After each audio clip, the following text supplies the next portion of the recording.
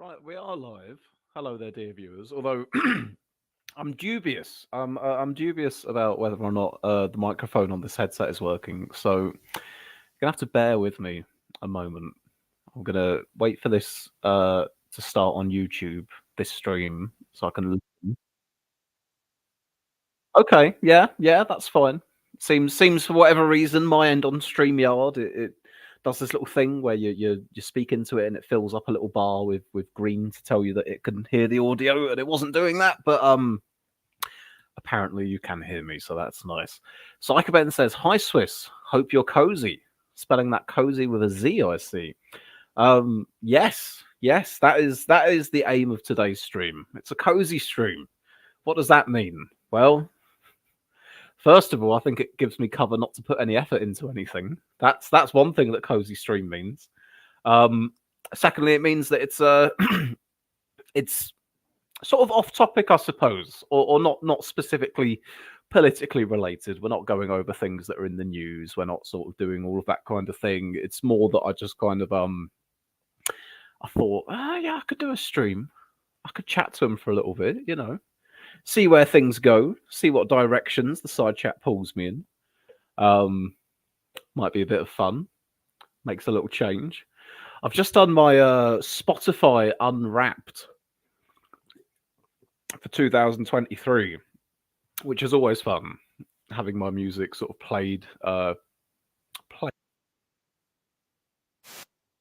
on, that was just playing in my ears there. I'll share this with you then. Let me open link in a new tab here. You shall have to bear with me while I organize this screen real estate a little bit.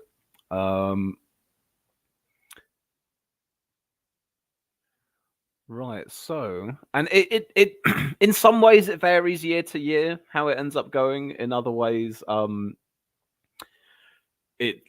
there's certain through lines that are pretty consistent. So this year has been a good year for Oingo Boingo. I've got very particular and interesting tastes, and something about Oingo Boingo just kind of tickled it a little bit. Psycho Ben says, awful taste in music, Swiss, for clarity. I've not even seen it yet. Oh, yeah. I mean, some stuff I listen to is just absolute shit, and I'm willing to admit that. But other stuff is more sort of nichely curated flavor music, if you will. So what have we got on here? We've got Oingo Boingo, sort of. How would you describe? How do you describe Oingo Boingo? Sort of like a ska punk. They kind of no, it's not even right to kind of say that. I suppose punk is maybe a word that you could use, and rock for that matter as well. But there's a lot of different kind of genres meshed in there. But they were from the 80s. Lead singer being Danny Elfman of Danny Elfman fame, who's composed for all sorts of different, the Simpsons theme song, Tim Burton movies, amongst other stuff. Oingo Boingo is a little.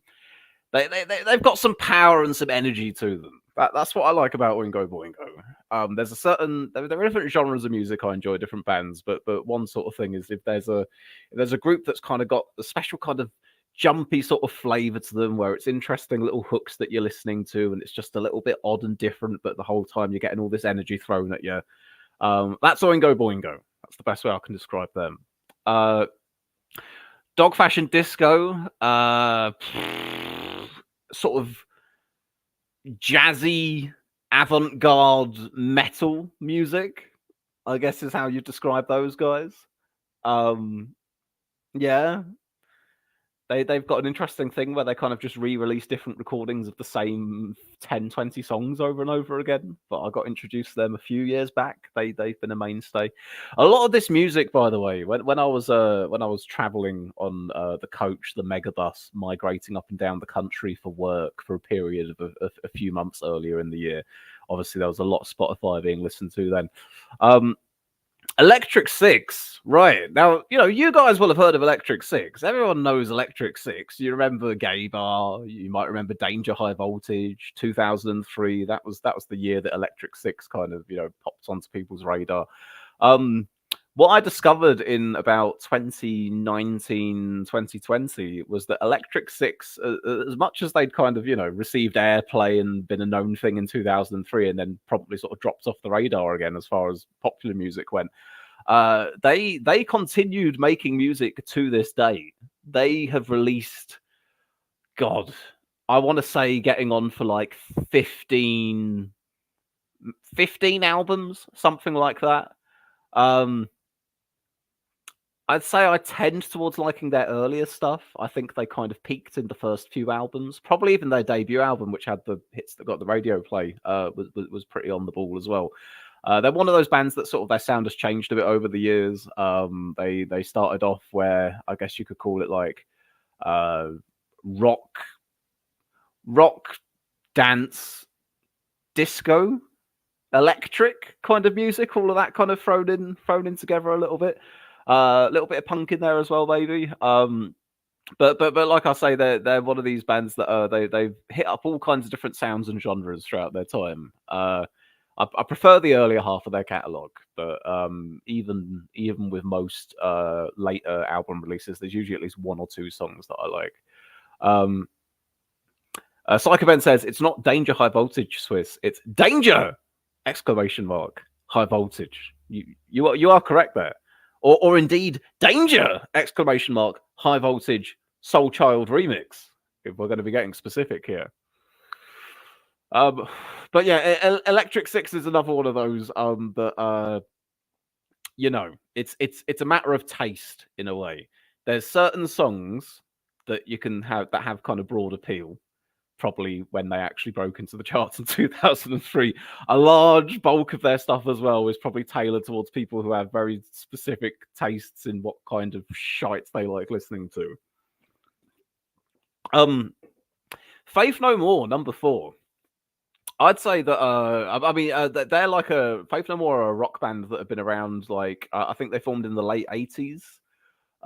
Best known albums being released at the very end of the 80s, early 90s, kind of part of that kind of grunge, I guess you'd call it, sort of like movement within music. You could place them, not to say that they sound like Nirvana, that's kind of an oversimplification, but if you're looking at the very, very broad spectrum of all the different kinds of music that are out there, you could put them within that kind of a time and a place. If you think about that kind of early 90s sort of rock, grunge, youth culture music that was coming out in America.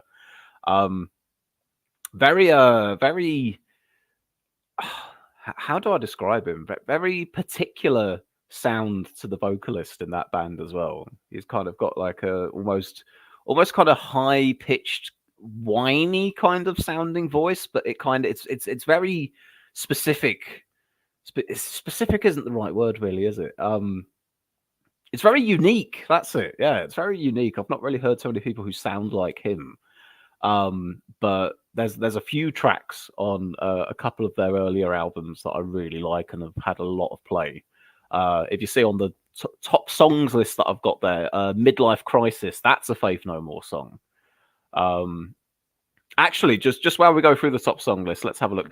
Sun Doesn't Rise is actually a song that isn't from any of those top artists. That's a song by Mushroomhead, I think. Imposter, that's by Oingo Boingo. Midlife Crisis is by Faith No More. Sidis is Dog Fashion Disco. And Same Man I Was Before, and that's another Oingo Boingo as well. So we've not had any Electric Six or System of a Down making it into the top 5 songs there. Sir Richmond Awesome in Bed says, what have I missed? I've been delivering leaflets for upcoming elections. I want to close down the local library, says Sir Richmond Awesome in Bed. Well, good luck to you, sir. We've got far too many libraries out there. We need to get rid of them. Sky Echo 7 says, good evening, Swiss. Hello there, Sky. And Psycho Ben says, all I'm getting from you, Swiss, is that you're a fan of new boomer bands. New boomer bands. What does new boomer mean in this context? Because certainly boomer bands, I perceive to be stuff that was around in, like, I don't know, the 70s or something. New boomer bands. Is this like I fall on the wrong side of that I don't know. I certainly don't identify with the Zoomers. I guess I'm more of a millennial. But in terms of music tastes, I'm more of a millennial stroke young Gen Xer in terms of the stuff I listen to, maybe. I don't know. That's a dangerous statement to make. There's people who get very passionate about which age bracket they consider themselves to belong to, and what things they like, what bracket that's supposed to belong to as well. But yeah, I'd certainly say that as far as the music I listen to, it very my tastes are definitely very well embedded in the 90s and the 2000s. And then there's a bit of 80s there. There's a bit of 2010s onwards there as well. But 90s and 2000s, that's where the bulk of the stuff that I listen to belongs to.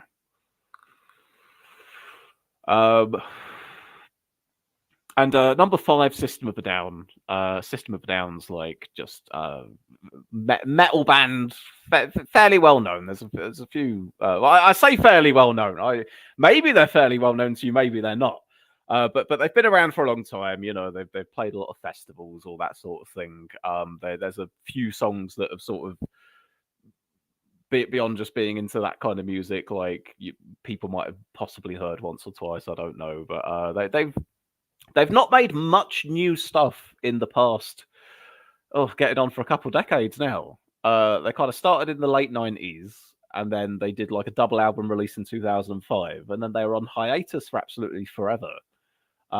They dropped a few new singles in the last year or two, because the band are all American Armenian. That's like the ethnic heritage of all the band members. So I think they'd released some songs relating to like a conflict that's going on in Armenia. But the front man, the singer Serge Tankian, he's got some interesting solo stuff. It's a bit hit and miss with me, to be honest. So some of this stuff, again, I guess you could call it a little bit avant-garde, but that's only really with Serge's influence. Other stuff's kind of slightly more traditional sounding metal music, but it's got an interesting little twang to it here and there as well. Maybe I need to think about how I'm describing this music, because the way that the certain words that I'll use to describe music might have a certain meaning to me that they won't have the same meaning to you listening to them. You'll be like a twang. What does a twang mean? Ben, getting back to me about this, the boomer question, says, well, boomer bands are things like Led Zeppelin, Rolling Stones, Metallica, etc. Yeah, okay, I'll accept that. You're in the 30-year-old boomer age bracket. You think your bands are new and young, but you're middle-aged and old. Well, I am very nearly 30. That is true. I'm 30 in... When am I 30? Christ. No. Okay. Less than a month and a half. I'm 30. In just over 5 weeks. Christ. No, that can't be right. No. Because I've got all of December and all of January to go. All right, yeah, more like 9 weeks. There we are, 9 weeks until I'm 30. But yeah, okay, 30-year-old boomer, I guess so. Yeah. Because you're right. Because in a way, I do still consider music from the 90s or the 2000s to be instinctively kind of feels recent a bit, or kind of a bit contemporary.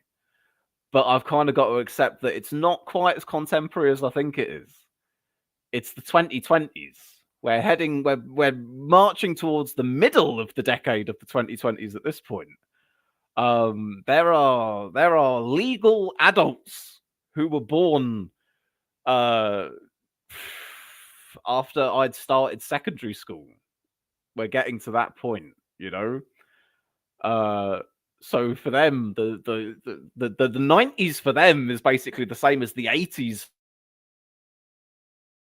existed before I was even around, and it's a bit of a throwback, and everything before that feels even older.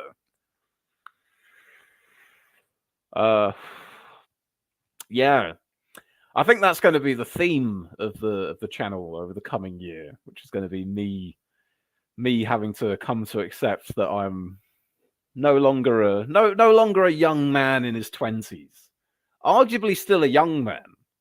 Early 30s is definitely still young adult or just plain old adult. You're definitely not into middle age at that point. I think middle age, arguably one of the beginning points of middle age, you could say, is 40. I'm trying to imagine, say if I tragically died or something, would people say, "Oh, he was so young. Oh, ripped away, right in youth." I think if I died age 29, it would definitely be considered very young. If you died age 40, they'd still say, "Oh, too soon, too soon." I think maybe once you get to about 60 or so, and later they start going, "Oh, he how tragic. He could have still had more years left. His golden years left." But you don't necessarily at that point say like, "Oh no, they were so young. Life had just begun in their sixth decade." Or would that be their seventh? Anyway. Sky Echo 7 says, heard of Faith No More, but that's as far as it goes. Me, I listen to music of most genres, including some classical, but definitely excluding jazz from the 1950s through until the 2020s. Sky's favourite group band is Led Zeppelin, followed closely by Dire Straits and UB40. I would say as well that I do listen to a lot of different genres of music. What's appeared as my top artists and top songs very much seems to be coalesced at the moment around, broadly speaking, rock. Different flavors and types of rock, basically. And there is quite a bit of a range within those top 5 artists of what kind of rock it is. Some of it's, like I say, sort of like much heavier metal. Some of it's just a bit strange, a bit more pop sounding, a bit more dance or electronic sounding. But it's all got guitars and drums and whatnot in it. So I suppose it's rock approximately. But no, there's plenty of other stuff that I enjoy as well.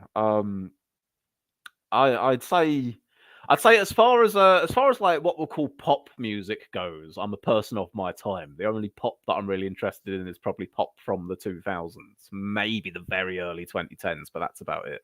But I've got to be in a certain mood for that kind of thing. There is what hasn't featured in this list probably is the more alternative rock side of what I listen to. Like, this stuff is metal and like very, very niche, interesting, odd rock. But I kind of like I quite like Franz Ferdinand. I like Alt J, some of those guys. Outside of rock, sort of rap, hip hop, Eminem. How could you not sort of come up in the 2000s and not listen to Eminem? So there's a decent bit of Eminem that I go around and listen to sometimes. But that's kind of, again, it's got to be in a certain mood for that sort of thing. But there's other kind of hip hop, rap, even like horrorcore rap sometimes.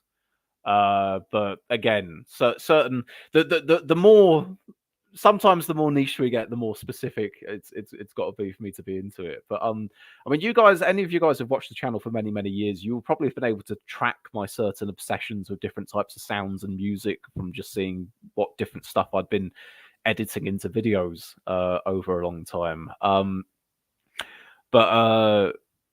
Yeah, I'd say that let me think. Outkast, Andre 3000, Eminem, Busta Rhymes. Yeah, like I say, still very much sort of embedded in the 2000s. All of that stuff, I suppose, isn't it? I was big into dubstep when that became a thing, like in the late 2000s. Because you got to remember, okay, this is the thing that you got to keep in mind. Obviously, right now we are in the year 2023 at the time of me recording this. The late 2000s was, God, it was 15 odd years ago. It's in the past. Get over it. But place yourself in that time before all the years that had since come to pass. The new millennium had happened. The internet was becoming a thing. all of the screens were getting HD, and people were beginning to get phones in their pockets that could do all sorts of interesting things. And the expectation is that music, with the use of auto-tune and all these interesting synthesized sounds that have been around for a decade or two, everything was just, we were on the cusp. We were on the cutting edge. We were marching into a bold, new, exciting future.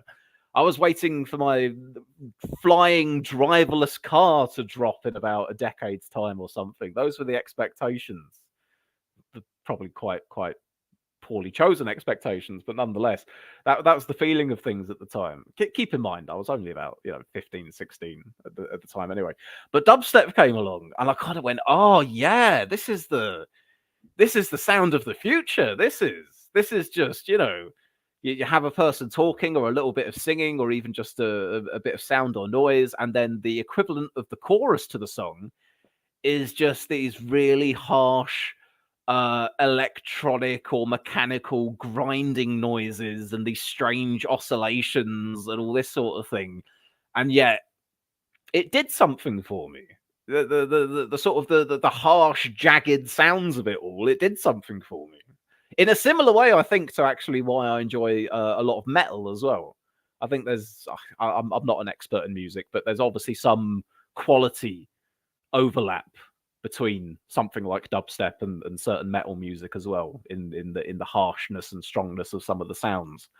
But when dubstep came along, oh man, I was into it big time. I listened to loads of that for about a year or two. Because I just thought it was this amazing new thing, and I kind of thought, oh wow, popular music has suddenly caught up with, it's on the cutting edge and everything. And I think the most popular of that kind of genre, I mean, like Skrillex, I suppose, most people my age or younger, or maybe even a bit older, probably will have heard of him. But I mean, there was plenty others. Sort of the true dubstep aficionados will say, he's mentioning Skrillex, but Skrillex wasn't, that's not the best example of what dubstep was all about. It was all started with these people and these smaller people, and do you even know where it came from? And blah blah blah. But I'm not going to name drop every dubstep artist I've heard of. But yeah, there was a time where I quite liked a lot of that kind of stuff as well. And that occasionally still makes it into the mix. But it's more of a nostalgia hype than sort of a thing that I actively still listen to. It's tastes change somewhat over the years, and I can't quite enjoy dubstep in the same way. Some drum and bass too, Sky says. Do you like some drum and bass too? Some, yeah. It's one of those genres that probably similar to sort of rap and hip hop, that I like some of it sometimes, depending what it is, depending what mood I'm in. I wouldn't necessarily feel comfortable describing myself as saying, "Oh, I'm a drum and bass fan," because that kind of necessitates this feeling of having to know a lot about it and be able to name all these different artists and listen to it a lot. And that's not the case so much. My tastes are mainly embedded in different kinds of rock music, I suppose, to put it broadly. But yeah, there's definitely some drum and bass in there as well. In fact, there's some what do you call it? Hang on. Why is my brain drawing a blank all of a sudden? No, I can't for the life of me remember what this genre of music is. How do I describe it? Christ, it's a bit like drum and bass. It's a bit like dubstep. It's a bit like electronic music. But for some reason, my mind is drawing a blank, thinking of this other genre of music that I sometimes listen to. I don't know. In that ballpark, Some of this stuff is so fucking niche that I can't even remember what it's supposed to be called. There we go. 30-year-old boomer and hipster millennial all rolled into one. Psychoben says, I walked out of a club the other week because Bangarang started playing. You walked out of a club the other week because Bangarang started playing. That was a feature. That was a feature of my clubbing days. When I was about 18, 19, and what year would that have been? 2012. 2012.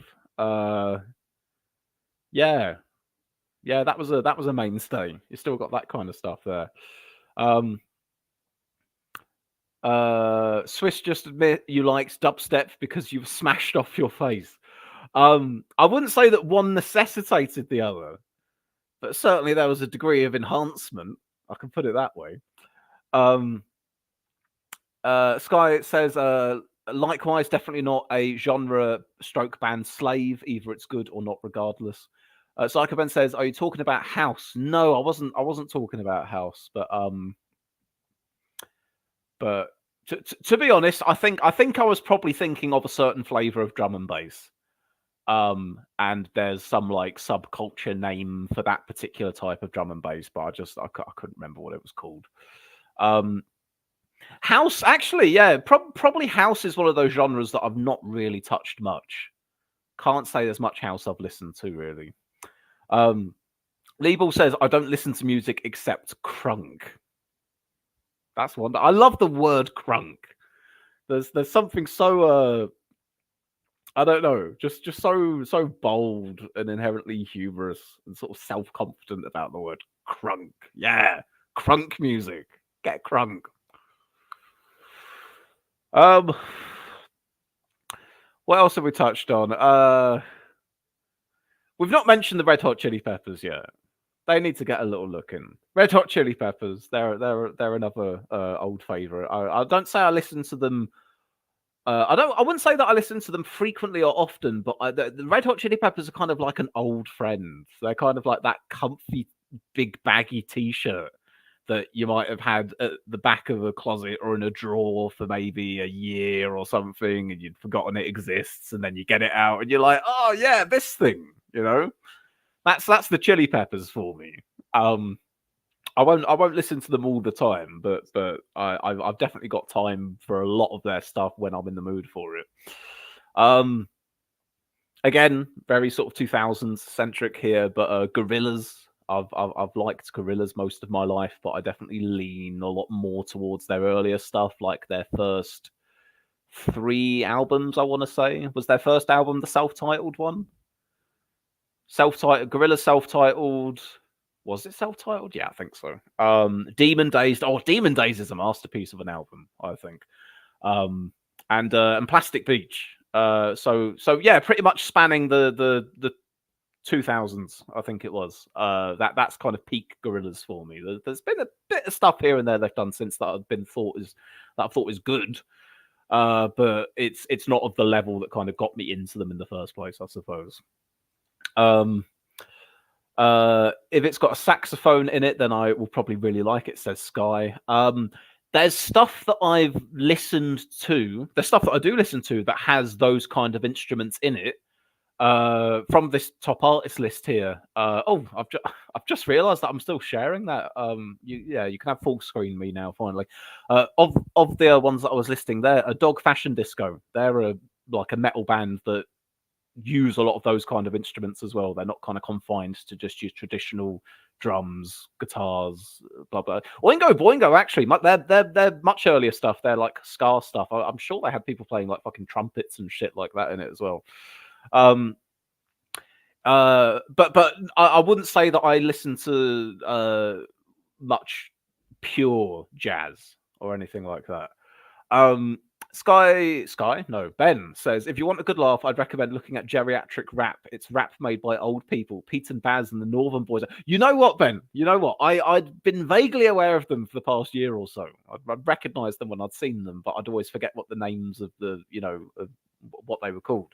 And I was looking around for stuff on Spotify the other day, and I stumbled on them and I actually listened to a few of their songs. And yeah, it's fun. It's fun. I think maybe one of them I liked. I don't think I'll listen to them that much, but as a little discovery, I was like, okay, yeah, this is pretty fresh. This is pretty fresh. Like these old geezers doing rap like the younguns. It's pretty cool. Podge says, sup lads, just joined. This is the cozy stream, but it basically seems to have turned into like the music discussion stream. That I just got onto a little thing talking about my Spotify, and now I'm just going on for ages about different music tastes. Liebel says, doesn't Peter Gabriel hold the record for that? His first 4 solo albums were all self-titled. I didn't know about that. No, I didn't even know you would have.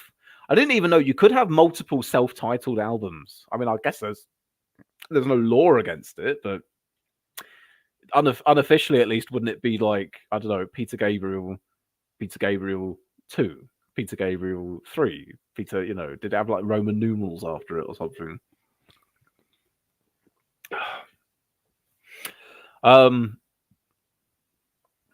Swiss, are there any bus routes in Stoke that you want cancelling? No. Leave the Stokies alone. Give them their public transport. They've got enough trouble with potholes.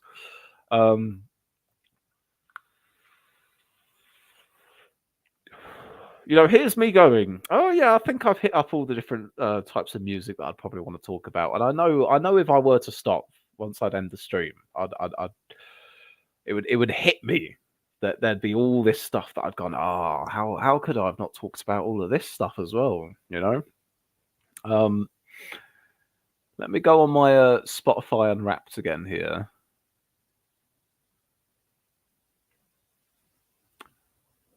Oh, you know what? I can actually screen share this. Can't I? There we go. I'll let you guys see the actual thing here. I've got it on mute. We're not going to get copyright strikes and all the rest of it, but you guys can go listen to some of this stuff for yourself if you want. So what we got? Is this our genre? This is our genre sandwich: rock, alternative metal, new wave, dance. Hey! I wasn't done yet.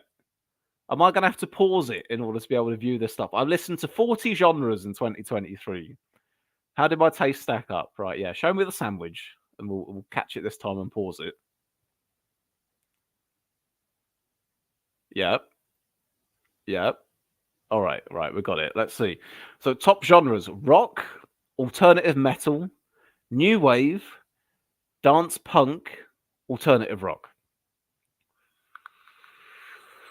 And then I suppose, all the little gristly bits underneath, all the little seeds in the bottom bit of the bread here are all the other little genres I listen to peppered about as well. Frank says, "Sorry, Swiss, I didn't even see you alive." No problemo, Frank. No problemo. You're not missing anything of pivotal importance here this evening. We're just having a cozy old chat about music. So anyway, yeah, those are the genres that Spotify deems that I listened to a lot in the past year. They've definitely altered. They definitely alter over the years, because I'm sure there was some kind of I don't know, horror rap or something I was listening to 2-3 years ago that featured pretty highly there. What have we got here? This year, your listening took you places. Where did it take me? And one place listened just like you. In York. The people of York are far more likely to be fans of Electric Six, Adam and the Ants, and Oingo Boingo. Well, hey, look, we've covered Electric Six and Oingo Boingo here already. Adam and the Ants, I can't say I've listened to, I might have listened to 1 or 2 songs by Adam and the Ants in the entire year. Don't you pigeonhole me into thinking that I'm some 80s throwback. I'm not. I'm not quite sure how they've popped up alongside Electric Six and Oingo Boingo there. But apparently the people of York share those tastes. What else do we have? You played 1,503 songs in 2023, and there was one that really connected. Yep, there we are. Sun Doesn't Rise by Mushroom Head. But you had room in your heart for more than one favourite. Oh, this is the list you've seen already. I think it's just going to show it, but I guess it shows. Look, it shows all the nice, pretty album art as well. I suppose makes it a nicer little display for you. Quite a lot of the stuff, quite a lot of the songs on the Only a Lad album by Oingo Boingo that Imposter's on. I quite like a lot of those songs. Similarly, the Faith No More album there, Angel Dust. I'd say I like about half the tracks on there. Dog Fashion Disco is that Experiments in Embryos or something like that. I'd say maybe half to most of the tracks on that I like as well. And Same Man I Was Before. That's later. That's later era Oingo Boingo. Less so uniformly enjoyed all of that, but there's some of it. Right. Top songs of 20. What? Why? Here's a playlist of your. Oh. Do we have a little? Do we have a little sneaky peek at the playlist of my top songs of 2023, guys? I think it's only fair that we do, really, because you've only seen like my most listened to lists, haven't you? Um, but if you're really gonna get a flavor for all the stuff I've been listening to, then you kind of want to see the list at large, don't you? So hang on, let me just try and figure out this screen real estate here. Nope, nope.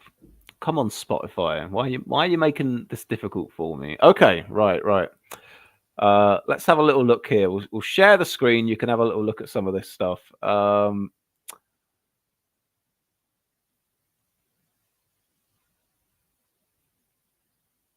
right then. Here we have our list here. So Sun Doesn't Rise, Mushroom Head, Imposter Oingo Boingo, Midlife Crisis, Faith No More, Sidis, Dog Fashion Disco, Same Man I Was Before. Der Kommissar, Falco. All right, maybe maybe I have been a bit more of an 80s throwback this year. Than I'd care to admit, especially because the one just below that is another Puppet Boy by Devo as well. Okay, yeah. I'm willing to hold my hands up at that. Some killer songs here, though, guys. Some absolutely killer songs. I definitely recommend giving this one a listen. It's like, oh Christ, Austrian rap. This dude was like a white guy rapping a good 10, 15 years before the likes of Eminem or even Vanilla Ice or whoever it was. China White, Dog Fashion Disco. There's a good song. Chorus is something like "Take my life, hold me until I die" over and over again, which is like slap bang in the middle of that kind of angsty metal music you want to be listening to. Violent Love by Oingo Boingo. You might have heard me using this in a few things on the YouTube channel. This is it's a really fun, just bumpy, jolly little song about wanting to violently make love to someone. But it's a fun song. It sounds good. It sounds nice. Corn, more Dog Fashion Disco, Oingo Boingo. Alt J, I'd mentioned them a little bit earlier on. I like a lot of Alt J. I think they're a very talented group. They come up with some very interesting sounding. I wouldn't even call it all alternative rock. Makes it sound too plain, really. But it's again, they're hard to describe, but they're definitely worth checking out, especially Dead Crush as well. Let's see. Private Idaho by the B-52s. Okay. Far Away Wolf Mother. It's a nice song. Don't really listen to much of the rest of the band. We've got some Slipknot in there. Do You Want to Taste It by Wigwam? Sort of like it feels like kind of like a throwback, sort of like I mean, I wasn't really around for hair metal. I don't know what hair metal's supposed to sound like, but it's kind of like a jumpy, happy, excitable sort of rock pop song. They used it in the opening sequence for the John Cena Peacemaker TV series. That's how I discovered it. But I thought that was pretty good. Underwater Love by Faith No More. That's a really good song. We've got some Rage Against the Machine there. We've got Corn and Minor Self-Indulgence. She Blinded Me with Science. Yeah, okay, yeah. It's 2023 has been a year of me discovering me diving even more deeply into music from the 1980s. Really. We've got some Electric Six. Falco again there. Rock Me Amadeus. If you hadn't heard of Falco, you probably have heard of Rock Me Amadeus. That was him. Oh no! Oh yeah, we've got an Insane Clown Posse song in there as well. This is the problem. This is the embarrassing thing. If I start going and sharing this playlist, you're gonna see everything in here, aren't you? Like I said to you, there's some stuff that I consider to be very refined, niche unearthing of gems, and then there's other stuff that's just unashamedly trash that I just listen to privately occasionally. That was a thing. Insane Clown Posse, I think when I was about 16, I went through a phase of just going through their whole discography. That was my flavor of the month for a couple of months. And now I look back at it and I kind of go, ugh, oh, that's dirty. Yuck. Gross. Stephen Paul Taylor is like comedy songs, comedy sort of pop songs, electric songs, that kind of thing. Another Falco one there, more Electric Six. That's pretty trendy young person song, feels like. Yeah, more of that. No, we're not talking about the cat. If you know, you know. What else have we got? Limp Bizkit, lead singer of MSI there.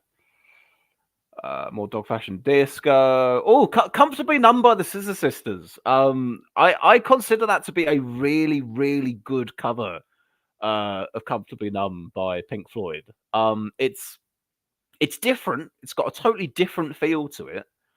And probably if you're some really big Pink Floyd fan or whatever, the original and sort of the flavor of the original as well, that's going to be what you want to stick with there. But my first introduction to that song was via Scissor Sisters. It's kind of weird sometimes where you hear a cover version before you hear some other version, but I think there's something to it. I think that's a genuinely really good song.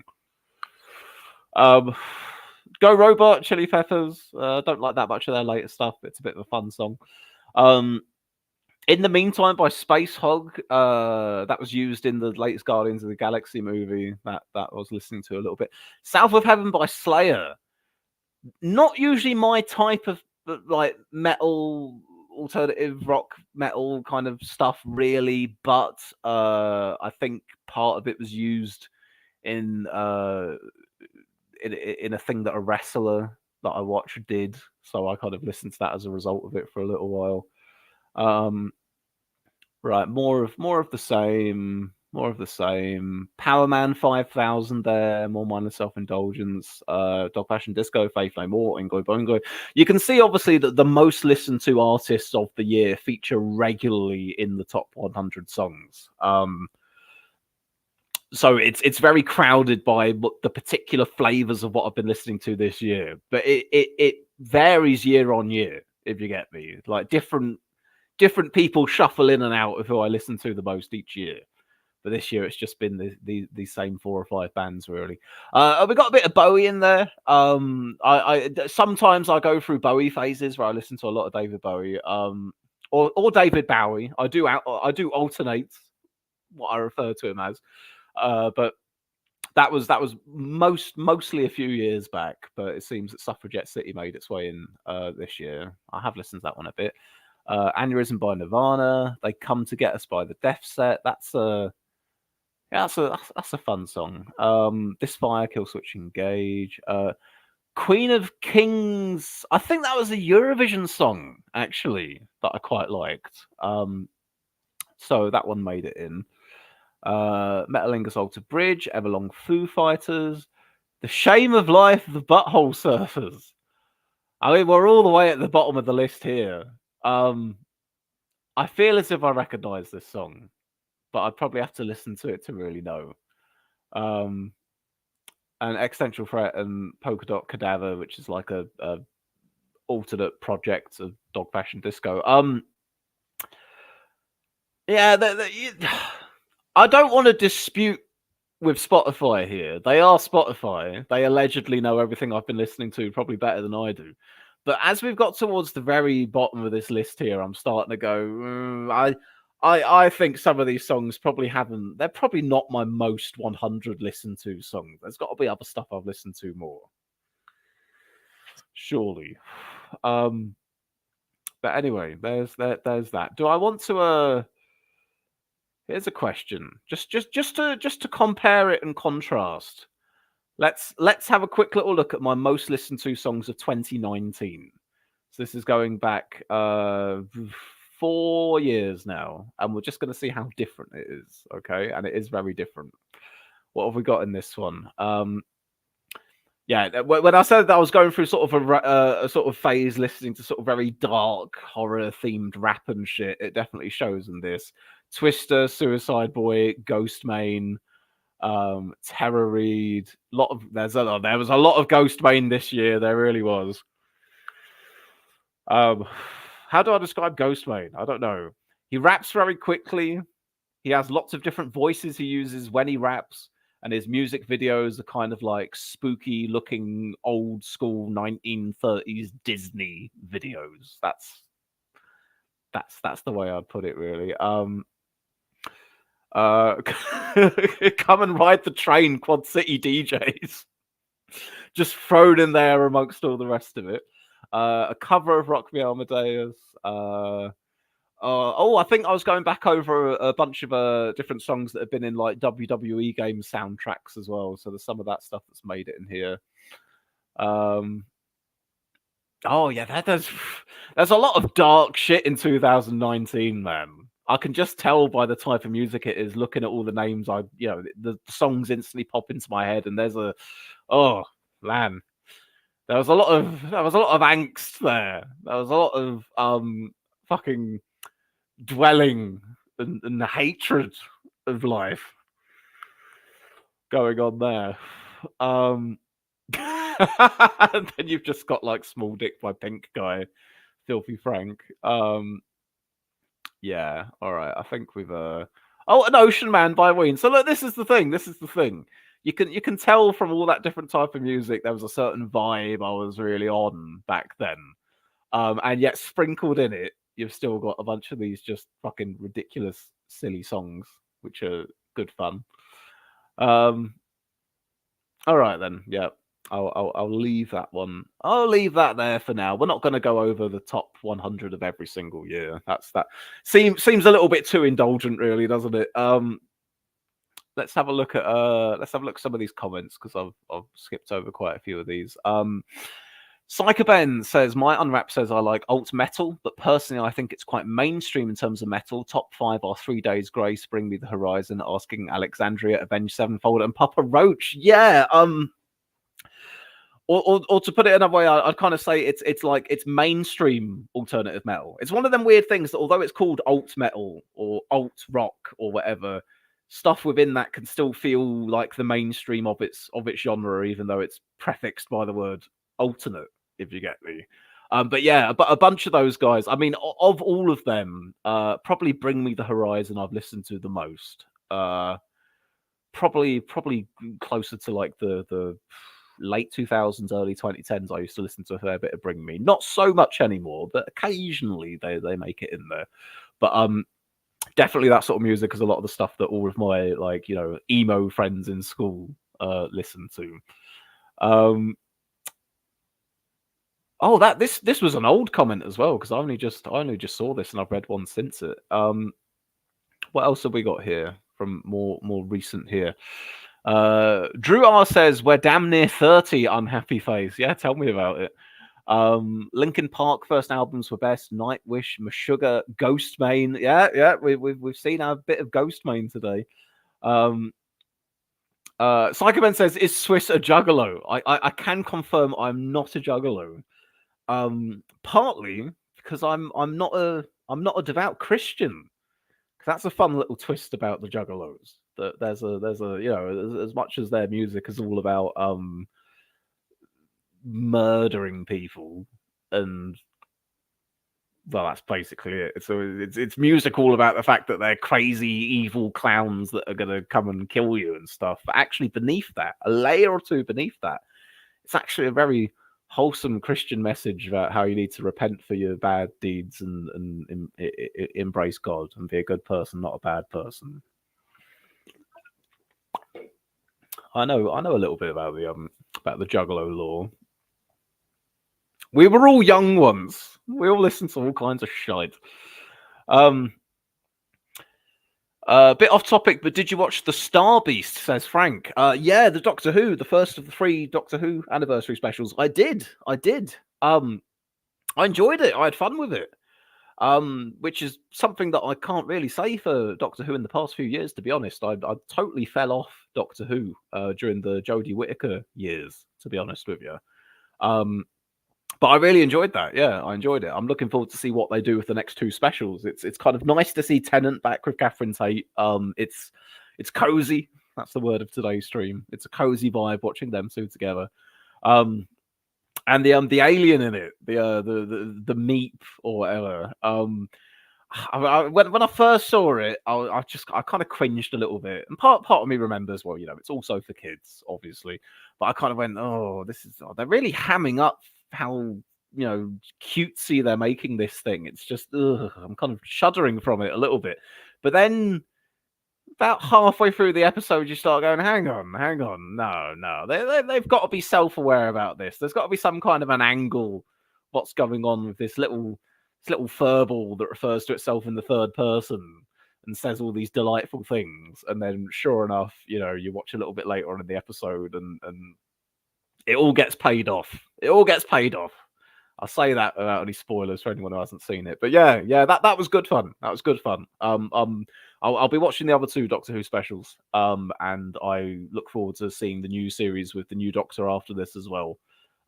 Especially as like Russell T Davies is show running again. Because I place a lot of stock in his ability to make good Doctor Who. What else have we got? Drew says Tupac and Snoop Dogg. Sky Echo 7, Bowie's album Aladdin Sane was an excellent album.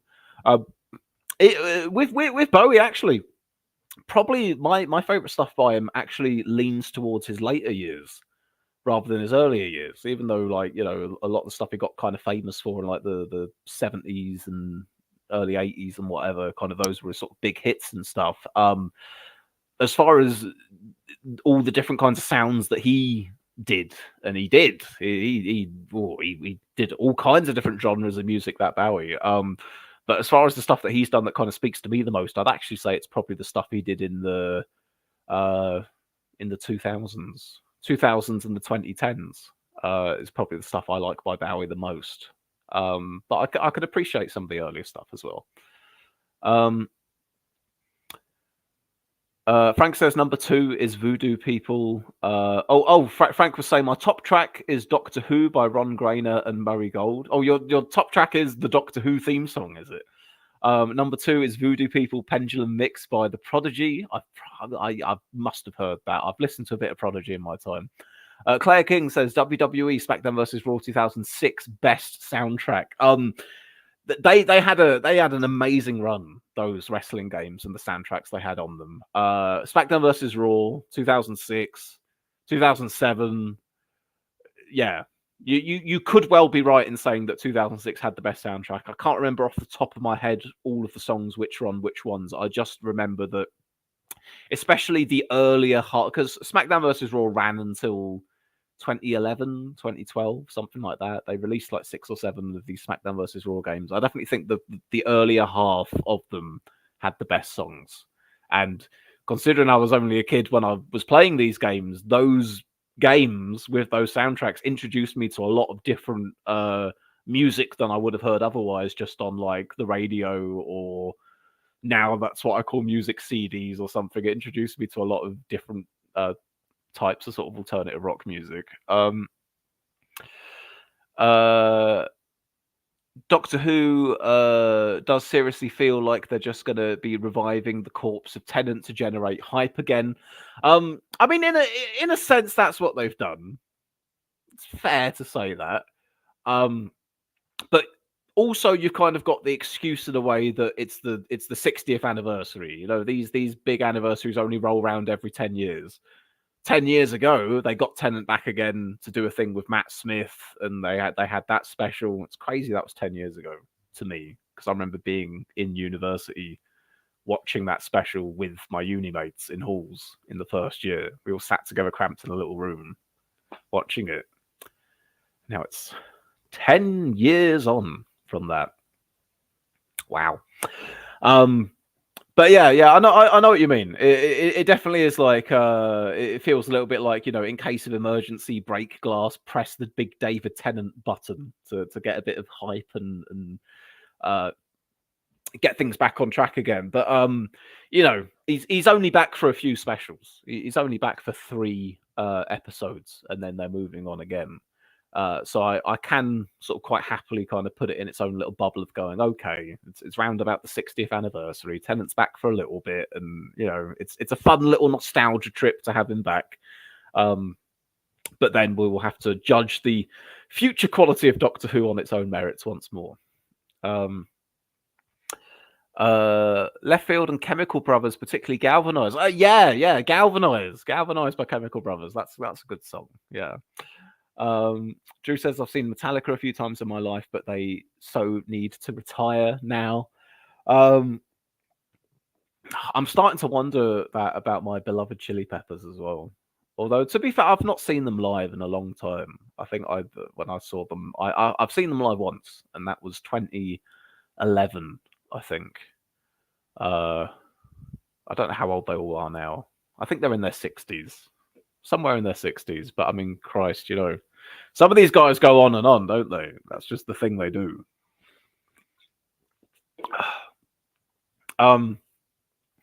But yeah, I'm looking forward to seeing the next few specials of Doctor Who and where it all goes. It's kind of it's revived my interest in it to the point that I've actually gone back in the last couple of days and watched a couple of the Peter Capaldi era episodes, which it's a funny one. I had all my many criticisms of Stephen Moffat and sort of his era of Doctor Who after Russell T Davies, and kind of going, wagging my finger, going, there's things about this that I don't like, Moffat. You know, I think some of this stuff's a bit too convoluted, blah blah blah.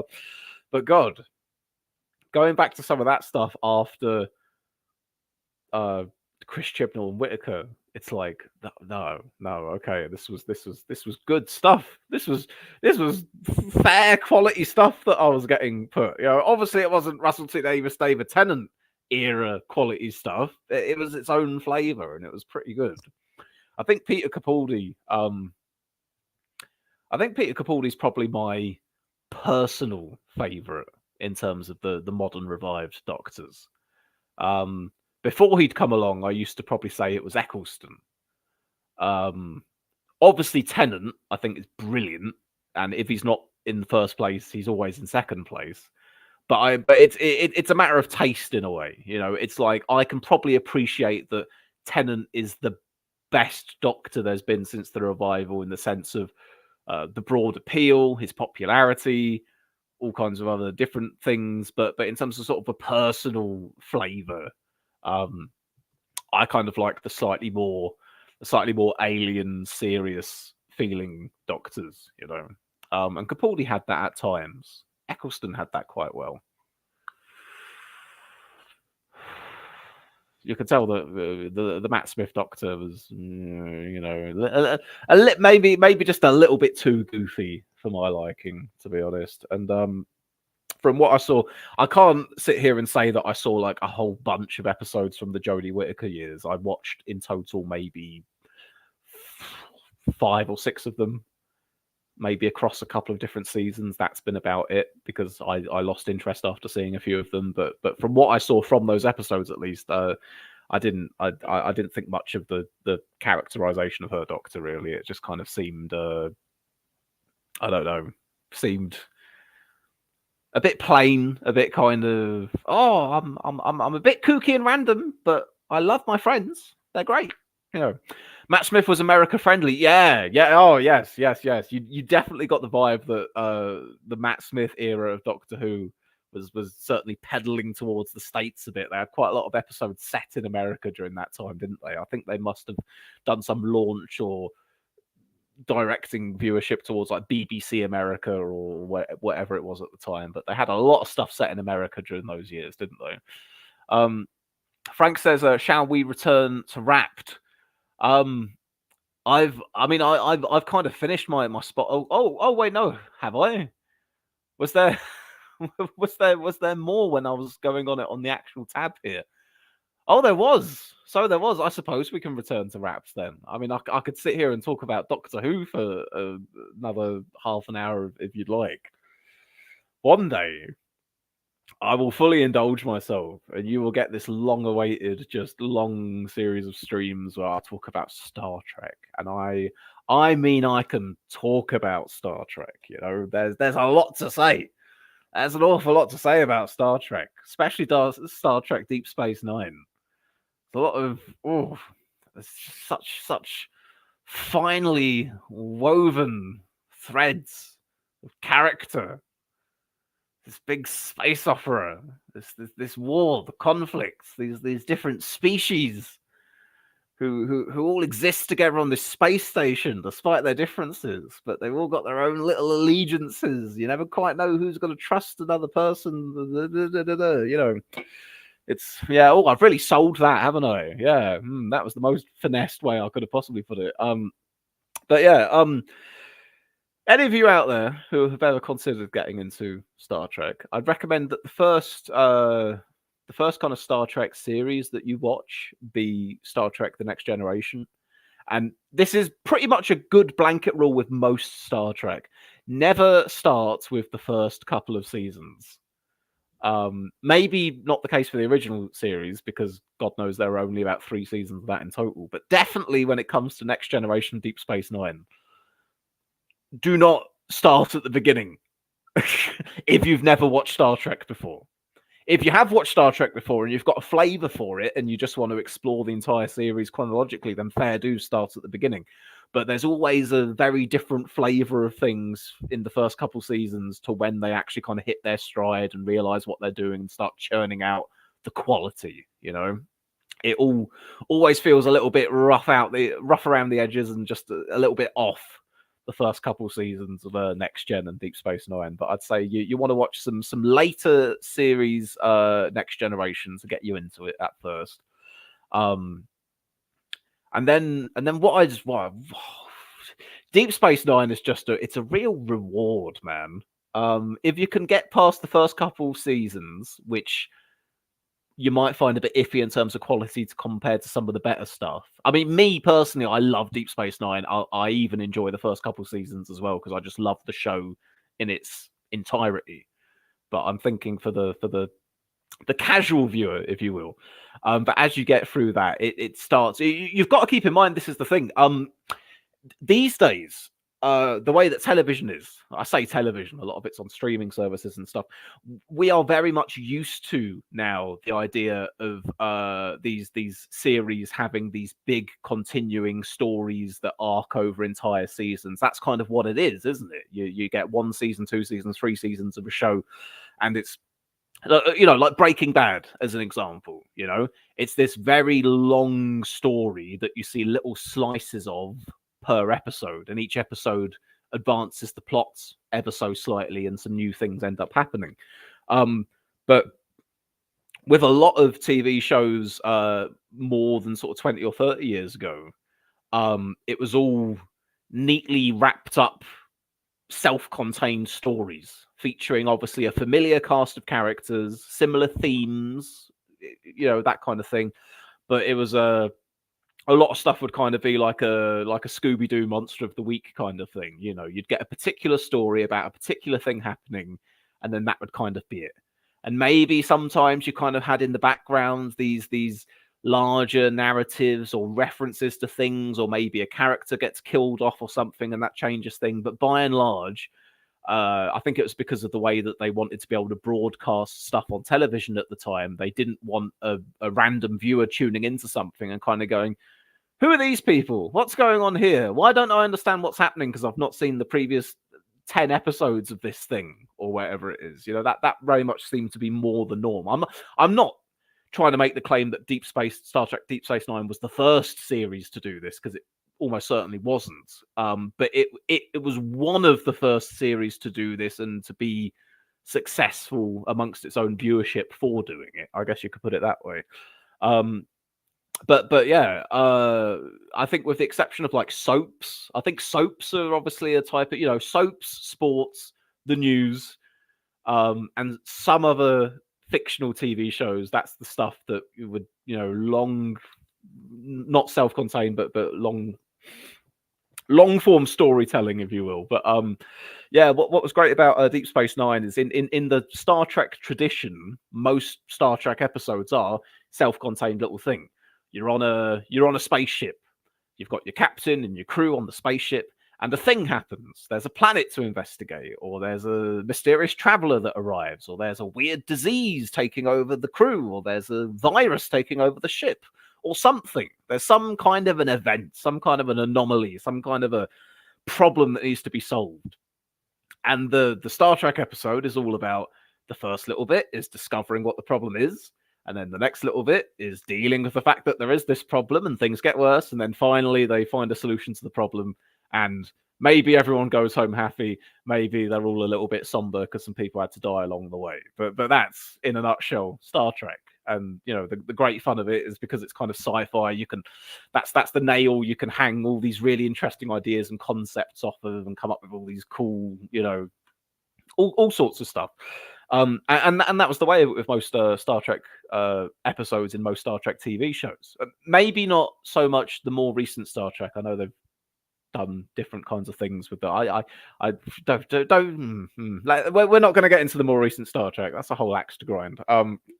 But I'm talking about, the original series, the run of Star Trek Revival in the 90s onwards, that era of Star Trek TV shows. And that was the thing. That was the way that you had it. Kind of self-contained stories. Sometimes you get like a two-parter episode. Sometimes you'd have callbacks to things that had happened in an episode a few seasons ago, in a current episode, But by and large, most episodes were self-contained stories that did not widely get referenced beyond the episode that they were in. A thing would happen, a person would appear, a conflict would ensue, the thing would be resolved, then it would be done. You tune in next week, and the new episode is they're off in some new place doing some new thing, blank slate, basically. The thing about Deep Space Nine, which of its time was pretty cool, is that was the formula that they followed for the first, I want to say, 2 or 3 seasons of Deep Space Nine. The same kind of thing, except it wasn't a starship, it was on a space station. But, a new thing happens. This is an episode, an interesting traveler has arrived on the space station. He doesn't get on with some other people on the space station. They've got to figure out what to do about that. Done. Someone's smuggling illegal contraband onto the space station. They've got to figure out what to do about it. Done. They head off in a shuttlecraft to a planet near the space station, and they do a thing and explore a thing, and then they come back. Done. And then same kind of thing. But gradually, sort of like the setting, the background to all of this, the characters and everything, what starts to creep in is this gradually emerging narrative of place and setting. And I guess you could call it like geopolitics, but not geopolitics. This is like galactic geopolitics, but you start getting a feel for who all the big powers are, how there's this push and pull between the Federation, who are like the Star Trek good guys, or the United Nations of planets, that kind of thing, and these other groups, and the sort of like you have the Cardassians and the Bajorans, and they're sort of a bit of an allegory for sort of World War II Nazis and Jews, that kind of thing. And the beginning of Deep Space Nine, the Bajorans have only just managed to kick these occupiers off of their planet, and the space station that orbits at Deep Space Nine, it used to be a Cardassian station. Federation takes it over. So you've got these Cardassians as kind of interesting characters, that they're obviously quite evil and militaristic and have done all these awful things to the Bajorans. But at the same time, occasionally you've got to work with them because you've got a truce with them, or because there's some other entity, some other alien species that appears on the other side of the galaxy, and then you kind of go, ooh, these guys are an even bigger threat than these guys were. So I guess we do need an uneasy alliance of sorts. And that's kind of what emerges out of it with Star Trek Deep Space Nine. That they're here on this space station. It's been after this occupation of this planet by the Cardassians. The Federation takes it over, sort of like, I don't know, like UN peacekeepers or something, just to try and manage things and to help the Bajorans get back on their feet. And then, boom, a wormhole suddenly appears next to the space station. And this wormhole can take you from one side of the galaxy to the other. And if you were going to travel in a conventional ship from one side of the galaxy to the other, it would take you 100 years or something to make it all the way there. But in this wormhole, you can make it there in 5 minutes flat. And there's all these possibilities all of a sudden of all these different kinds of people and species and blah, blah, blah that you can meet on the other side of the galaxy. And like I say, that's a plot point. That's a part of the setting. That's what enables certain stories to happen for the first few seasons. The wormhole is a good plot device to kind of go, oh, look, how do we introduce some strange new aliens that they haven't met before? Oh, they came through the wormhole. They've never met them before because the wormhole's here, But as the series goes on and on, you start to the wormholes of very significant strategic importance, especially once they encounter the dominant civilization who live on the other side of the wormhole, the equivalent of the Federation or the Cardassians or the Klingons or the Romulans on their part of the galaxy. There's this other group, this other entity, and maybe it turns out that they're not so keen of all this free travel one way or another back and forth through this wormhole. Maybe they want a little slice of the action over in the part of the galaxy that we're familiar with already. So then it kind of develops from this, from just this wormhole being this curiosity to getting to know this civilization on the other side called the Dominion, to then sort of different kind of strange, strained diplomatic relations, to then it gradually beginning to feel like a bit of a Cold War situation building up, to it becoming an all-out war, to them having an all-out war, but then some of the guys on the Federation side of the wormhole decide to split off and team up with the Dominion against them. There's shifting sort of geopolitics. There's shapeshifters who make the perfect spies who can infiltrate these other species. There's all this kinds of stuff going on. And all the while, as well, Star Trek has generally speaking portrayed itself as this sort of, the Federation are the best of the best. They are the best of the ideals that we hope humanity could be in the future. Whiter than white sort of thing. They are who we hope to be one day, that they've got this code that they live by, and this is the way they're supposed to do things, and they're all very honorable, above the board kind of people. And Deep Space Nine was kind of the first show that really started to delve into this idea of, well, on the face of it, that's what it is, but sometimes, sometimes difficult choices need to be made. Sometimes things need to be done that can't necessarily be officially admitted to. You kind of start to get to a little bit of like the Starfleet's deep state, if you will, and that's an interesting element that's explored, and it's got a lot more depth to it than you'd previously kind of seen. So you've got all of this stuff going on as well. But coming back to what I was saying a little bit earlier on, it begins with your standard sort of episodic kind of, single enclosed adventure within one episode done. And then somewhere around season 3, season 4, it begins to morph into, you get much more of a feel of these events that are going on in the background. And individual episodes begin to contribute to the wider narrative of things that are going on. You still get your self-enclosed villain of the week episodes, planet of the week episodes, or whatever, but sprinkled amongst them are events and happenings that actually start to further this much larger plot going forwards. And by the time you get to like the last couple of seasons, you're in full-on storytelling mode, which is much more akin to the sorts of TV shows that you get these days.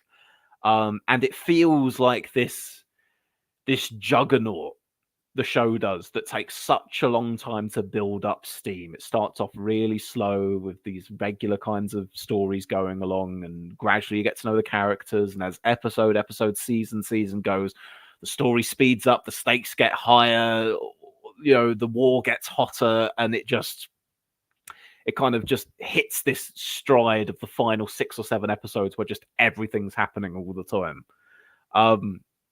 And that's why I just really passionately enjoy Deep Space Nine. Not to mention the characters as well. I haven't even really touched on the characters in it. But it's just so much fun the way that they interact with each other. Some of them admittedly do seem a bit sort of cartoonish, especially compared to slightly more sort of contemporary characters you get in TV shows now, or even sci-fi TV shows now. But um, all the best elements are still there. Are people trustworthy or not? Where do their true allegiances lie? This person's on one side of the law. This person's on. Sometimes they work together. There's a lot of fun with it. There's a lot of very fun characters in it. There's a lot of sort of intrigue, and you just become familiar with them all. You know. Um. Anyway, I banged on about Star. This is what happened. I told you it would happen, and no one was here to stop me. So I did it. And this is me scratching the surface. This is me. This is me attempting to just give you a really broad overview as a person I'm assuming who has not seen Star Trek Deep Space Nine or even much Star Trek at all, of why I think it's such a cool show. But you know, there's I mean, I don't even think I've mentioned any of the characters by name. I don't think I have, deliberately, because I could get a lot deeper into it. But anyway, we'll read a few comments. Psychoben says, I remember this absolutely bizarre plot line from the Whittaker era, talking about Doctor Who, where a hotel in Manchester had loads of spiders in it, and the bad guy turned out to be the owner with a gun.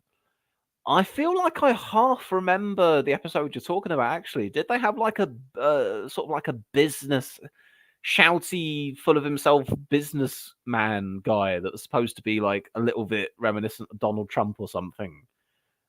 But there were also a bunch of spiders, and at one point they got some speakers to make the spiders go to a place, and they played like, I don't know, grime music or something to get the spiders to move. Something like that rings a bell. Frank says plenty more. Swiss, only your choice. Drew says Voyager was my favorite, but it's such a shame they never had episodes on Earth when they returned. Yeah, Voyager. Voyager was probably my favorite before Deep Space Nine became my favorite a few years later. But yeah, Voyager's nice, enjoyable. I'd say it's kind of quite. It feels to me like quite accessible Star Trek. Voyager's quite a comfy sort of. I can just go stick on an episode of Voyager, and I kind of go, "Oh, it's this one. It's the episode where this thing happens to this person. Oh yeah, okay." And it's just kind of, you know, I don't think Voyager has the same.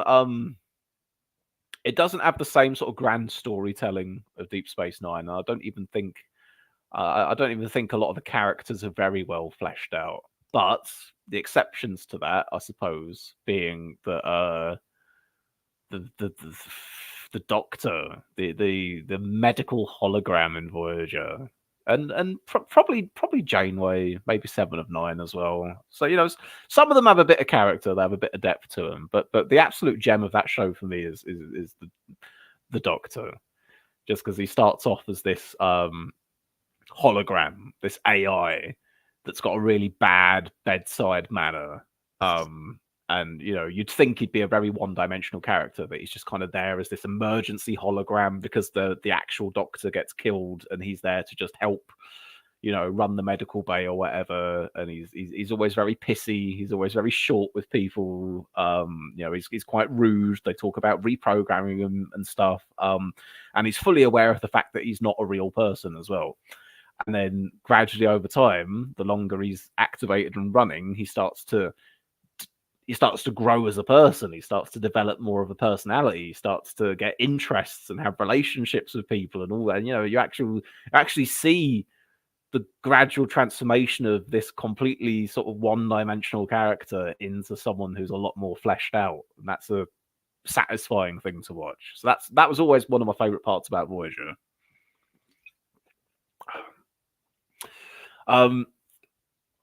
Yeah, that's it. Oh, all right. Ben says, talking about the Whittaker episode. Yeah, I thought that was what it was. Right. We might as well finish the Wrapped on Spotify thing here. We'll just look at the other pages, see what they've got to say. Time is a construct, but we kept track anyway. You listened for 12,308 minutes. That's 8 days non-stop. You peaked on the 12th of April with 346 minutes. You better believe that was a megabus journey. I'm sure it was. 801 artists, but Oingo Boingo came out on top, and I'm in their top 0.5%. Wow. And to be honest, I think that easily like 80% of the Oingo Boingo I listened to took place in the span of about 3 months or so. I get obsessive over. Oh, look at this being illustrated for me quite nicely. It was in the spring. That's the best way to put it, really, isn't it? Yeah, most of it was listening to in the spring. Most of it actually was during this period of time that I was doing all these really long megabus journeys. That was the soundtrack to be doing that. What else do we have here? Dog Fashion Disco. Also, I suppose as well, this kind of reflects what times of the year I've listened to more Spotify and less Spotify as well. And obviously, the time that I was doing a lot of traveling, that would end up being the time I listened to a lot of Spotify. So that's quite heavy on the earlier part of the year as well.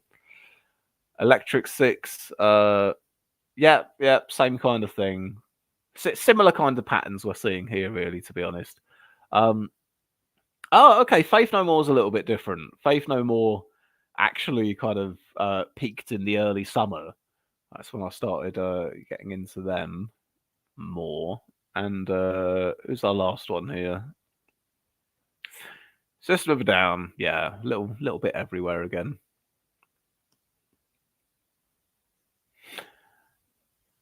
Yep, right. Those are the top artists. We've seen that. One moment, please. What else do you have for me? We're turning off the lights.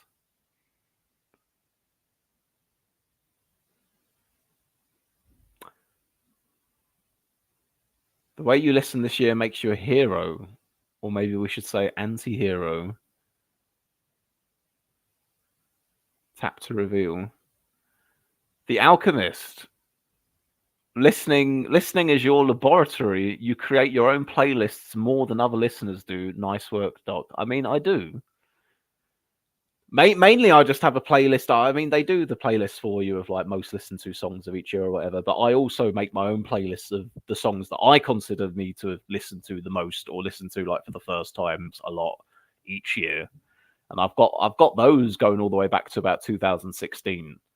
So I can go back to different years and sort of see what flavors of music I was listening to at the time there. That was fun. Same time next year. Yep. It's always nice when it Spotify Wrapped rolls back around again. You know that you are basically at the end of the year, aren't you? Anywho, where are we here, guys? We are. How long have I been streaming for? An hour and 20 minutes. See, this is the thing. This is interesting, isn't it? Like once I get into the throw of things, especially if I find something to talk about that I'm quite interested in, like when I go off on the tangent about Star Trek Deep Space Nine, for example, I can just talk and talk and talk. I'll tell you what I've been watching recently. I've mentioned to you a little while ago, I'd watched The Sopranos for the first time. And then after that, and I enjoyed it, by the way. I thought it was good. I can see why there was such a fuss about it all those years ago. Then I tried The Wire. I made it through the first season of The Wire, and I thought it was good, decent. I mean, it was good enough that it kept me watching all the way through. You know, I can quite easily just quit something halfway through the first episode. So I watched all the way through the first season, but then it kind of lost me after that. And then since then, I've been watching a bunch of different little things here and there. I've been I think I've been searching for a new series to sort of get myself hooked into and to watch obsessively, rather than just going back and revisiting one of the same old shows that I do. Because I've got a bunch of comfy old shows that I can watch over and over again. Breaking Bad, Better Call Saul, Peep Show, Always Sunny in Philadelphia, Star Trek, you know. But this is all stuff that I've watched, you know, like every episode of a good amount of times. And usually I need a bit of a break from it. I need an amount of time having not watched it before I can enjoy watching it again. You know, otherwise it's just too familiar.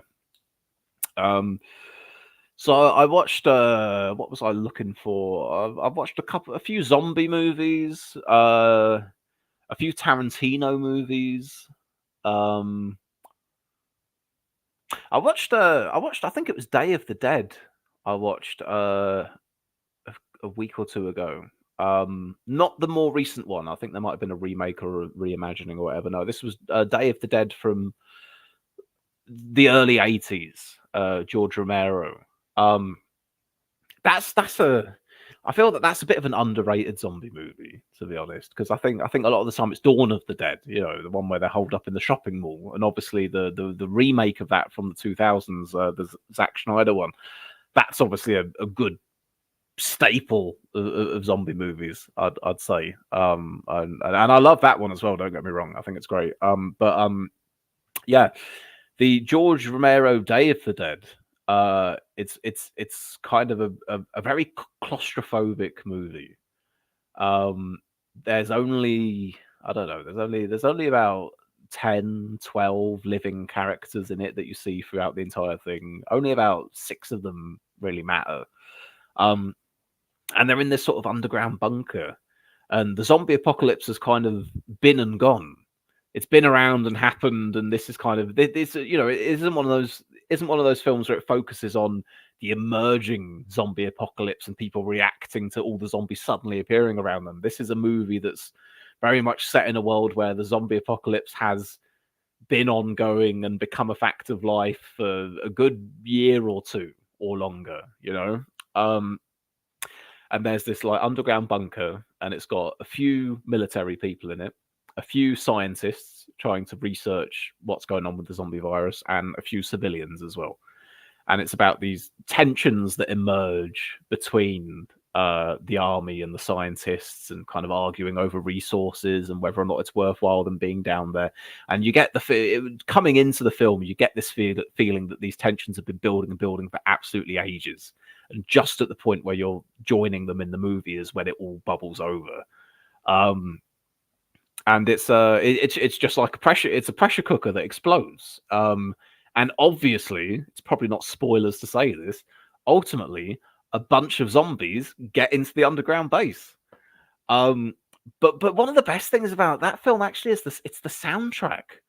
Um, I hear I've heard like reviewers and critics and stuff sometimes talk about like the soundtrack to a movie. Sorry, or the score to a movie. It's probably the better word, because it's not really a soundtrack. It's not like it uses licensed songs, but like the score to a movie being a character in of itself.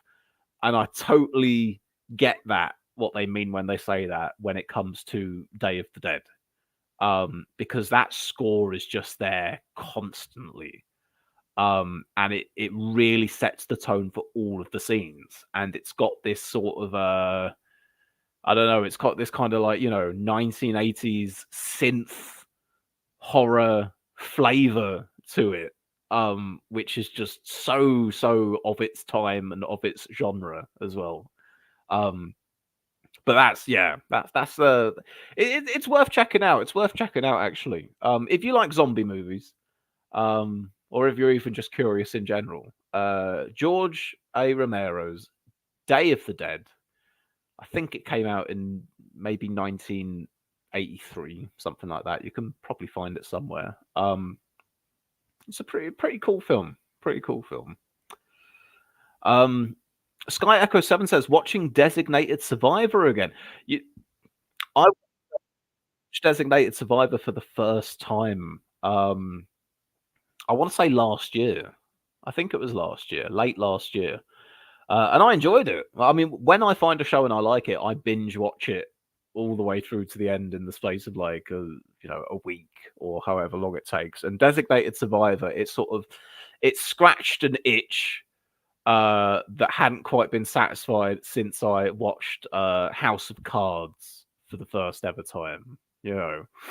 Um, just seeing someone at the center of government and them having to deal with all these kind of situations. But I mean, Designated Survivor. What I loved is, like, I mean, I've forgotten the name of the main character in it, the one who ends up becoming the president.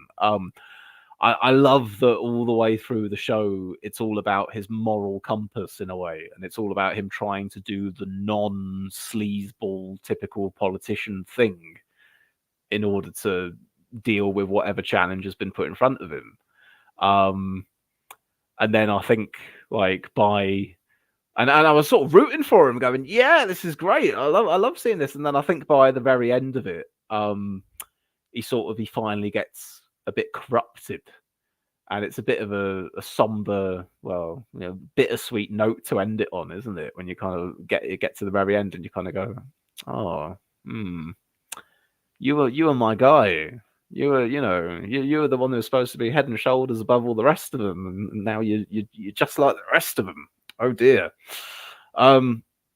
Sky Echo 7 says, yep, exactly that. House of Cards.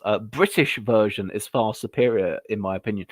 I've attempted to watch the British version a couple of times, and to be honest, I'm not sure if I've ever made it past the first episode or not. Just sometimes either I need to be in the right mood for something, or it needs to kind of click with me in the right way. It's not to say I won't ever attempt it again, because I'm probably interested to see it, but no, I've not managed to watch the British one in its entirety so far. That said, House of Cards, the American version, I think it starts off brilliantly, but the longer it goes on, the worse it gets. That's the case with a lot of shows, But I think it's such a tight, well-made first season, and probably you can't even tell the difference between the first season and the second season, really. But it starts to once Frank Underwood finally gets into the White House, and then it's like, and now what? It feels like so much of the story is about him trying to climb that ladder and who he's going to climb over and all the rest of it. Once he finally gets there, it kind of it feels as if the story kind of gets bogged down a little bit. It's like it no longer has that North Star of he wants to become president anymore. And then you're kind of like, okay, he wants to stay the president, I guess. And, obviously with all the shit that happened with Kevin Spacey, and then him getting kicks off the show, and then the final season being Claire Underwood taking over, and at that point, just it had totally lost its sort of driving force of it's narrative, its driving force of the narrative or something. It just kind of felt that it was there existing and it needed to be resolved, rather than a story that needed to be told. Anywho, Sky Echo 7 says, President played by Kiefer Sutherland. Thank you. Yes, in Designated Survivor, wasn't it? Yep. Yeah, he was good in that. He was good in that. I enjoyed that. Speaking of political shows, I mean, as if you guys won't have seen it anyway. But The Thick of It. Peter Capaldi once again, but the thick of it's a joy. And anytime anything happens in our modern politics, just clips from or gifs from that just getting beamed to absolute death, because as they say, there's always a line from The Thick of It that applies to something that's going on at the moment. I think it's charged with adding the word omnishambles to our political vernacular. But that's such a fun show. That's one that I quite happily go and revisit again every few years. The guy who made it, Frank's off. See you later, Frank. Thanks for joining. The guy who made it, or was one of the key sort of writers and creative forces behind it. Am I saying his name right? Amano Iannucci, something like that. I think I'm not the only one to struggle. But he's a great satirical writer for that sort of thing. But he was also behind a film that came out a few years ago, The Death of Stalin, which had a really great cast in it, for one thing. And they all seemed to embody the characters they were given really well. I mean, I not that I'm any expert on this like 1950s era Soviet politicians or anything. Me going, oh yeah, oh he was really true to life how he played Khrushchev, But what I mean is like just the film that was presented to you, all these characters just kind of they were just great. They were well acted. You sort of believed in them, and it was funny. And it was great. It was just like it was basically the thick of it, but in Soviet Russia, and it had Steve Buscemi in it as well for whatever reason. So I love that film. That's a great one. Just everyone scrambling to see who gets power after Joseph Stalin dies. And it's not it's not like a historically accurate film. It's inspired by history and it takes certain events from history, but it's kind of like, I think that the time frame of all these events that the film's covering, the film condenses it all into about a week when actually it took place over about a year. But obviously all the characters are inspired by real life historical characters, and who ends up on top in the end and who gets killed by who, all of that's broadly accurate as well. It's just, little details that get tweaks for the sake of the story. Sky Echo 7 says, "Oh, not seen that. What's it on Netflix?" I'm not sure if it's on Netflix at the moment or not. To be honest, it could be. It definitely has been at one point. Like most things, they've been on Netflix at one time or another. I couldn't tell you if it is at the moment. Blue Guy says, Khrushchev totally had a New Jersey accent. Yeah, and Skyoka 7 says, "Oh, not so interested then." I will say, all of the characters, it's like they got all these different actors to be in it, right? British actors and American actors and all the rest of it.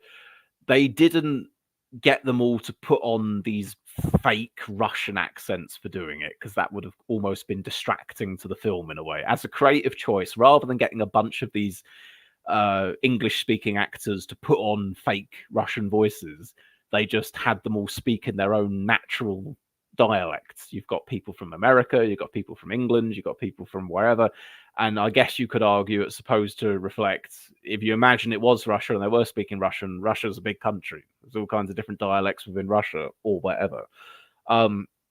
What's it called again? It's called the Death of Stalin. I think it came out in 2016 or 2017, round about then. But it's just funny more than anything. I find it funny, and it manages to combine in a really interesting way, sort of like the horror and the terror of that country under the Stalin regime, but also with sort of just farce and cringe and embarrassing moments and just kind of human beings just failing to be proper human beings, in that sort of the thick of it dialogue kind of way, so yeah, I strongly recommend that, especially if you're a person who has seen the thick of it and enjoyed it. You'll almost certainly enjoy The Death of Stalin as well. It's quality film. Right, you know what, guys?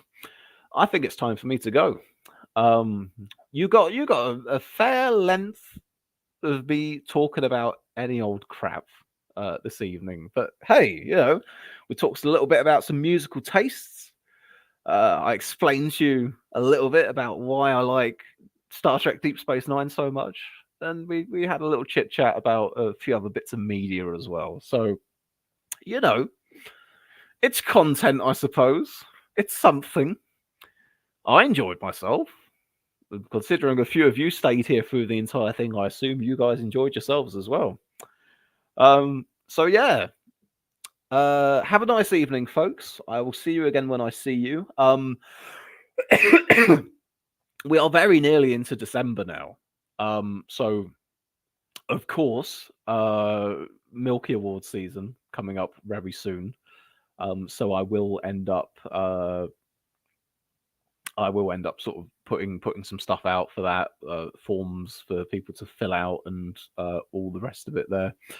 And just before I go as well, hang on, bear with me just a second, guys. Let me go on YouTube here. There's the Cosy stream. I've just clicked on it here, so I've got it open on this. Psychoben says Milky Season. It's not even March yet, Swiss. That's a joy. I mean, you're not wrong, Ben. Milky Season lasts half a year, don't you know? It starts in early midwinter and it goes all the way through to the spring, sometimes. Right. Let me just do one thing real quick. This might seem a little bit odd to you. Oh no. Oh no, I'm not going through all this faff. Nope, never mind. Never mind. You'll never know what it was going to be. It's going to be one of them famous Captain Swiss mysteries. All right then, guys. Well, it's been good fun chatting to you this evening. Thank you very much for joining me. I'll see you all again soon. And why not leave your thoughts on some of the music, television, or films that we've discussed in this stream down in the comments below, so I can read them. Other people can too. There we are. And subscribe and like the video and all that jazz. Wonderful.